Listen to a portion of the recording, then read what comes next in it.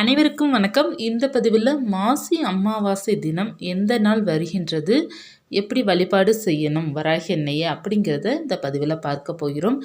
இந்த மாசி அமாவாசை அப்படிங்கிறது மிகவும் சிறப்பான நாள். இந்த நாள் பார்த்திங்க அப்படின்னா குலதெய்வம் வழிபாடு மிக முக்கியமானதாக இருக்கின்றது. இந்த அமாவாசை வராகி அன்னையை வழிபாடு செய்வதற்கும் மிகவும் உகந்த நாளாக இருக்குது. எதற்காக அப்படின்னா நிறைய பேர் வராகி அன்னையை பார்த்திங்க அப்படின்னா குலதெய்வமாக இருக்கிறாங்க அப்படிங்கிறது நான் கேள்விப்பட்டிருக்கிறேன். இந்த மாசி அமாவாசை பார்த்திங்கன்னா மகா சிவராத்திரியை ஒட்டி வருகின்றது. அதாவது நமக்கு மாசி அமாவாசை என்றே நாள் வருகின்றது அப்படின்னா நம்ம மார்ச் 8ஆம் தேதி பார்த்திங்கன்னா மகா சிவராத்திரி, 9ஆம் தேதி வரை நமக்கு சதுர்த்திசி திதி இருக்கின்றது. 9ஆம் தேதி மாலை, அதாவது மாலை 6 மணிலிருந்து நமக்கு 10ஆம் தேதி மாலை வரை நமக்கு அமாவாசை திதி இருக்குது. நமக்கு அமாவாசை 10ஆம் தேதி அப்படிங்கிறது கேலண்டரில் இருக்குது. திதி பார்த்திங்கன்னா 9ஆம் தேதி மாலை 6 மணிக்கே நமக்கு அமாவாசை திதி ஆரம்பிக்கின்றது. நம் வழிபாடு பார்த்திங்க அப்படின்னா வராகி அன்னையை பொறுத்தவரையும் நம்ம இரவு நேர வழிபாடு ரொம்ப சிறப்பாக பண்ணுவது வழக்கம். நீங்கள் 9ஆம் தேதி மாலையும் வழிபாடு செய்யலாம், 10ஆம் தேதி காலையும் வழிபாடு செய்யலாம், மாலையும் நீங்கள் வழிபாடு செய்து கொள்ளலாம். இந்த அமாவாசை வழிபாடு மிகவும் சிறப்புக்குரியது. முன்னோர்களை வழிபாடு செய்கிறதுக்கு முக்கியமான நாளாக கருதப்படுது. இந்த நாள் வராகி அன்னை வழிபாடு செய்ய தவற விட்டுறாதீங்க. ஒருவேளை நீங்கள் குலதெய்வ கோயிலுக்கு போயிட்டு வழிபாடு செய்கிற பழக்கம் இருக்குது, நாங்கள் அன்றைய இரவுலாம் குலதெய்வ கோயிலில் தான் இருப்போம் அப்படின்னு நீங்கள் ஒருவேளை ஞாயிற்றுக்கிழமை மாலை வீட்டுக்கு வந்த பிறகு கூட நீங்கள் வராகி அன்னையை வழிபாடு செய்து கொள்ளலாம். அல்லது சனிக்கிழமை இரவேவும் 9ஆம் தேதி வருதுன்னு நினைக்கிறேன், 9ஆம் தேதி இரவு நீங்கள் அமாவாசை தேதி மாலை 6 மணிக்கு மேலே இருக்கின்றது. நீங்கள் 6 மணிக்கு மேலே கூட நீங்கள் வழிபாடு செய்து கொள்ளலாம். வழிபாடு செய்துட்டு குலதெய்வ கோயிலுக்கு போயிட்டு வரலாம். அப்படி இல்லைன்றால் ஞாயிற்றுக்கிழமை, அதாவது 10/3/2024 அன்றைய நாள் அமாவாசை, மாசி அமாவாசை மிக சிறப்புக்குரிய நாள். இந்த நாள் முடிந்த அளவுக்கு நீங்கள் சிறப்பாக பூஜை செய்து கொள்ளலாம். எப்படிலாம் வழிபாடு செய்யலாம் அப்படின்னா, வராகி அன்னையோட படமும் சிலையும் இருக்கின்றது அப்படின்னு நீங்கள் அந்த படத்திற்கு நல்ல பூக்களால் அலங்காரம் செய்துக்கோங்க. அதற்கு முன்னாடி மஞ்சள் குங்குமம் பொட்டு வைத்து அலங்காரம் செய்துட்டு ஒரு செம்பு நிறைய தண்ணி வச்சுக்கோங்க. சுத்தமான நீர் வைத்து அதில் கொஞ்சம் மஞ்சள் தூள் போட்டு ஒரு ஏலக்காய், கிராம்பு, 1 ரூபாய் நாணயம் போட்டு நீங்கள் வைத்து அதில் வராகி அன்னை எழுந்தருளை செய்து நீங்கள் வழிபாடு செய்யலாம். வராகி அன்னை ஜோதி ரூபத்தில் நமக்கு காட்சி கொடுக்கின்ற ஒரு அற்புதமான தாய். அதனால் நீங்கள் ஒரு அகல் தீபம் ஏற்றி வைத்து வராகி அன்னையை மனதார உருகி நீங்கள் பிரார்த்தனை செஞ்சீங்க அப்படின்னா தாயோட அன்பு பார்த்தீங்க அப்படின்னா உங்களுக்கு எப்போதுமே நிரந்தரமாக இருக்கும். அதற்கு இந்த அமாவாசைக்கு நீங்கள் முக்கியமாக இந்த தீபம் ஏற்றி வைத்து வழிபாடு செய்யலாம். என்ன தீபம் அப்படின்னா வசம்பு தீபம் ஏற்றி வைக்கலாம். இந்த வசம்பு தீபம் நம்ம எதற்காக ஏற்ற வேண்டும் அப்படின்னா, இந்த வசம்புக்குன்னு பார்த்தீங்கன்னா ஒரு சில முக்கியத்துவம் இருக்கின்றது. இது வசியம் பண்ணக்கூடிய ஒரு சக்தி இதற்கு இருக்கின்றது. அது மட்டும் இல்லை, இந்த வசம்பை வைத்து நம்ம என்ன கேட்டாலும் நமக்கு அது ஈர்த்து தரக்கூடிய தன்மை அதுக்கு உள்ளது. அதனால் நீங்கள் பார்த்தீங்கன்னா பணம் பிரச்சனைக்காகவும் நீங்கள் வசம்பு தீபம் ஏற்றலாம். நம்ம வீட்டில் தெய்வீக சக்தி அதிகரிப்பதற்காகவும் நம் வசம்பு தீபம் ஏற்றலாம்.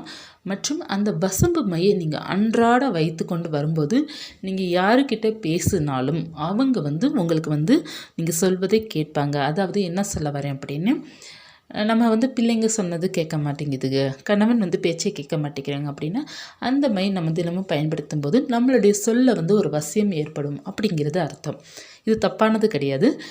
நீங்கள் சொல்கிறது நிறைய குழந்தைங்கள் பார்த்தீங்க அப்படின்னா சொல் பேச்சே கேட்க மாட்டேங்கிறாங்க பார்த்தீங்களா, அந்த குழந்தைக்கு நீங்கள் வசம்பு மை வச்சு விடலாம். நீங்களும் தினமும் வைத்துக்கொள்ளலாம். இந்த வசம்பு மை வைக்கிறதுனால நமக்கு பண ஈர்ப்பு சக்தி அதிகரிக்கும், நல்ல ஒரு பண வரவு நமக்கு இருக்கும்.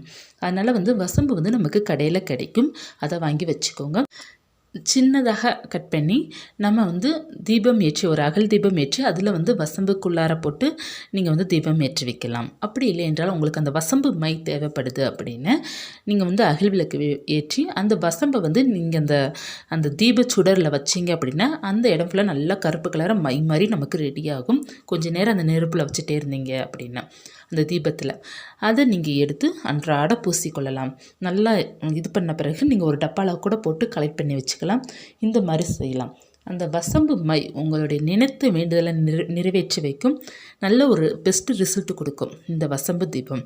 எல்லாருமே ட்ரை பண்ணி பாருங்கள். நிச்சயமாக நல்ல மாற்றங்கள் இருக்கும். நமக்கு ஸ்டோரில் கிடைக்கும், ஈஸியாக கிடைக்கும். இந்த வசம்பு வந்து அல்லது நாட்டு மருந்து கடையில் கிடைக்கும். நமக்கு ஸ்டோரில் இப்போ எளிமையாக கிடைக்குது. ஆனால் ஸ்டோரில் கூட நீங்கள் வாங்கி வைத்து பயன்படுத்தி கொள்ளலாம்.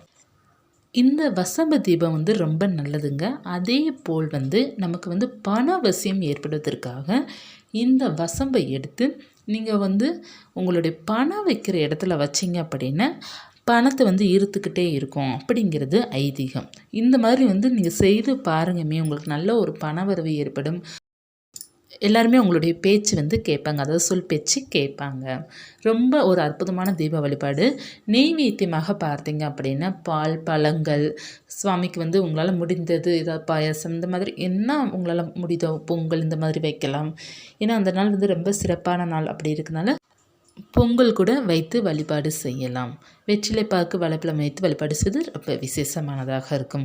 ஒருவேளை வசம்பு தீபம் நீங்கள் ஏற்ற முடியல அப்படி இருந்தால் நீங்கள் நெய் தீபமோ அல்லது நல்லெண்ணெய் தீபமோ ஏற்றி வைத்து மனம் உருகி பிரார்த்தனை செய்து பாருங்கள். நல்ல மாற்றங்கள் கிடைக்கும். அந்த செம்பில் வைத்த தண்ணீரை வந்து நீங்கள் வீடு முழுவதும் தெளிச்சுட்டு, சுவாமிலாம் கும்பிட்டுட்டு வீடு முழுவதும் தெளிச்சுட்டு மிச்ச தண்ணீரை வந்து நீங்கள் வந்து சிங்க்லேயோ அல்லது வந்து செடியிலையோ நீங்கள் விட்டுறலாம். கால்படாத இடத்துல நம்ம விட்டுறலாம். இந்த செம்பில் இருக்கிற தண்ணி வந்து நீங்கள் பூஜை செய்துட்டு கொஞ்சம் நேரம் கழித்து நீங்கள் எடுக்கலாம். அப்படி இல்லைன்னா மறுநாள் கூட நீங்கள் எடுக்கலாம். ரொம்ப சக்தி வாய்ந்த நீர். அந்த நாளன்று வழிபாடு செய்யும்போது எலுமிச்சை பழம் வைத்து வழிபாடு செய்யும்போது இன்னமும் கூடுதல் சிறப்பு இருக்கும். ஏன்னா அம்பாள் கூறியது எலுமிச்சங்கனி. நீங்கள் வந்து எலுமிச்சங்கனி உங்கள் தாயோட பாதத்தில் வைத்து வழிபாடு செய்யலாம். கல்லுப்பு தீபம் ஏற்றி வைத்தும் வழிபாடு செய்யலாம். உங்களுடைய வேண்டுதல் ஒவ்வொன்றும் நிச்சயமாக நிறைவேறும். கடன் பிரச்சனை இருப்பவர்களும், நகை அடமானத்தில் இருக்கும் பிரச்சனை இருப்பவர்களும் 10ஆம் தேதி ஞாயிற்றுக்கிழமை காலை 7 மணிக்குள்ளார வந்து நீங்கள் ஒரு சிவப்பு நிற துணியில் ஒரு கைப்பிடி அளவு கல்லுப்பு வச்சு ₹1 நாணயத்தை வைத்து நீங்கள் முடிச்சு போல் கட்டி உங்கள் நிலைவாசல்லையோ அல்லது பூஜையிலையோ உங்களுடைய நகை சீக்கிரமாக திரும்ப வர வேண்டும் அப்படிங்கிறது பிரார்த்தனை செய்து வராகி அன்னைட்ட பிரார்த்தனை செய்து அவங்களுடைய பாதத்தில் வச்சுருங்க.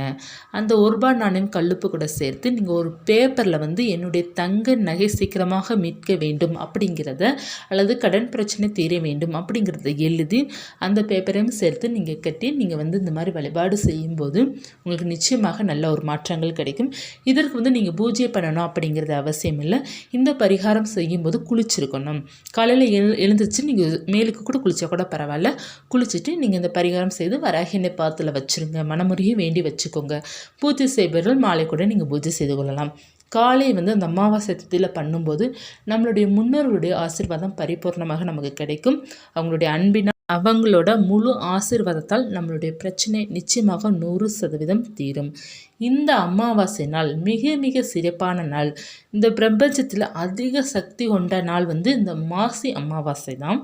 இந்த நாளை வந்து நீங்கள் பயன்படுத்திக்கோங்க. சிவபெருமானுக்கு உரிய நாள் மகா சிவராத்திரி நாளாக இருக்கிற ஒரு அற்புதமான இந்த மாசி அமாவாசை மகா சிவராத்திரியை நீங்கள் வந்து முடிந்த அளவுக்கு இந்த நாள் வழிபாட்டுக்கு வந்து பயன்படுத்திக்கோங்க. பக்கத்தில் ஆலயம் இருக்குன்னு நீங்கள் போயிட்டு கட்டாயமாக போயிட்டு ஒரு தீபம் ஏற்றி வைத்துட்டு வழிபாடு செய்துட்டு வாங்க. அது சிவன் ஆலயம் இருந்தாலும் சரி, பக்கத்தில் அம்பாள் ஆலயம் இருந்தாலும் சரி, உங்களால் முடிந்த அளவுக்கு ஒரு விளக்கு ஏற்றி வைத்துட்டு மனதார பிரார்த்தனை செய்துட்டு வாங்க. குல தெய்வம் கோயிலுக்கு கட்டாயமாக போயிட்டு வாங்க. ரொம்ப நல்லது. பக்கத்தில் இருக்குது அப்படின்னா நிச்சயமாக போயிட்டு வாங்க.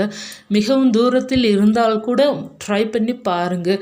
உங்களால் கட்டாயமாக முடியும். முடிந்த அளவுக்கு குலதெய்வம் வழிபாடு வந்து ஒரு குடும்பத்தோடு போயிட்டு வழிபாடு செய்வது ரொம்ப விசேஷம். ஒருவேளை அவ்வளோ தூரம் எங்களால் ட்ராவல் பண்ண முடியாது, இப்போ வந்து ரொம்ப தூரமாக இருக்கீங்க, ட்ராவல் மட்டும் ஒரு நாள் ஆகும் அப்படிங்கிறவங்க நிறைய பேர் யோசிப்பாங்க வருவதற்காக. அப்படி இருப்பவர்கள் யாராவது ஒரு ஆளாவது நம்ம குடும்பத்தில் இருக்கிறவங்க போயிட்டு வழிபாடு செய்துட்டு வரணும். ஏன்னா நம்மளுடைய குலதெய்வம் நமக்காக காத்துட்ருப்பாங்க. எப்போ நம்மளுடைய பிள்ளைகள் வருவாங்க அப்படிங்கிறது காத்துட்ருப்பாங்க. அந்த நாளை வந்து தவற விடக்கூடாது. வருடத்தில் ஒரு முறை இந்த நாளை வந்து நம்ம தவற விடக்கூடாது. முடிந்த அளவுக்கு முயற்சி செய்தால் நிச்சயமாக போயிட்டு வர முடியும். கட்டாயமாக வந்து ஒரு முறை இந்த வருடத்தில் வருகின்றது ஒரு நாளை வந்து தவற விட்டுறாதீங்க. நிறைய பேர் வந்து மகா சிவராத்திரி அன்றே குலதெய்வத்தை வழிபாடு செய்கிற பழக்கம் இருக்குது. அதற்கப்புறம் மறுநாள் வெள்ளிக்கிழமை மகா சிவராத்திரி, சனிக்கிழமை வழிபாடு செய்கிற பழக்கம் இருக்கின்றது. அதற்கப்புறம் ஞாயிற்றுக்கிழமை நிறைய பேர் அமாவாசை திதி என்று வழிபாடு செய்கின்ற பழக்கம் நிறைய பேருக்கு உள்ளது. இந்த 3 நாட்களுமே பார்த்திங்க அப்படின்னா குலதெய்வத்திற்கு மிக மிக உகந்த நாள். இந்த நாளன்று நீங்கள் வந்து வழிபாடு கட்டாயமாக செய்யணும். குலதெய்வ கோயிலுக்கு போக முடியல அப்படி இருப்பவர்கள் வீட்டிலேயாவது எளிமையான முறையில் உங்கள் குலதெய்வத்திற்குன்னு ஒரு விளக்கேற்றி வைத்து, என்னால் வர முடியல கடவுளே, நீங்கள் வந்து என்னுடைய பிரார்த்தனை ஏற்றுக்கொண்டு என்னுடைய வேண்டுதலை நிறைவேற்றி வைங்க அப்படிங்கிறத நீங்கள் பிரார்த்தனை செய்துட்டு ஒரு 11 ரூபாய் நாணயம் எடுத்து மஞ்சள் துணியில் வந்து முடிச்சு வச்சு நீங்கள் வந்து உங்களுடைய வேண்டுதலை வச்சு வழிபாடு செய்யுங்க. உங்களுடைய வேண்டுதல் நிறைவேறின பிறகு நீங்கள் எப்போ குலதெய்வ கோயிலுக்கு போகிறீங்களோ அப்போது அந்த நாணயத்தை வந்து சுவாமியோட உண்டியில் போட்டுடலாம். அப்படி இல்லைன்னா நீங்கள் அங்கே கெட்டி கூட விடலாம். இந்த மாதிரி செய்து பாருங்கள். உங்கள் குலதெய்வம் எப்போதுமே உங்கள் கூட தான் இருப்பாங்க. ஏன்னா நம்மளுடைய குலத்தை காக்கின்ற தெய்வம் தான் குலதெய்வம். குலதெய்வம் ஆசீர்வாதம் இருந்தால்தான் மற்ற தெய்வங்களோட ஆசீர்வாதம் நமக்கு இருக்கும். ஏன்னா நம்ம கூப்பிடாமல் நமக்கு வருவது வந்து குலதெய்வம் தான். கூப்பிட்ட குரலுக்கு தான் மற்ற கடவுள் வருவாங்க. ஆனால் நீங்கள் கூப்பிடாமல் இருந்தால் கூட உங்களுக்குன்னு ஒன்று வருவது நம்மளுடைய குலதெய்வம் மட்டும்தான். ஏன்னா அவங்க தான் நம்மளுடைய வம்சம், அதாவது நம்மளுடைய முன்னோர்கள். அவங்க நமக்காக ஓடி வருவாங்க. அதனால் வந்து உங்களுக்கு குலதெய்வ வழிபாடு ரொம்ப முக்கியம். முடிந்த அளவுக்கு போயிட்டு வருவது ரொம்ப சிறப்பானது. இந்த பதிவு உங்களுக்கு உபயோகமாக இருக்கும்னு நினைக்கிறேன். இருந்துச்சுன்னா லைக் பண்ணுங்கள். இது போன்ற ஆன்மீக தகவல் தெரிந்து கொள்ள நினச்சின்னு சேனலை சப்ஸ்கிரைப் பண்ணி வச்சுக்கோங்க. நன்றி.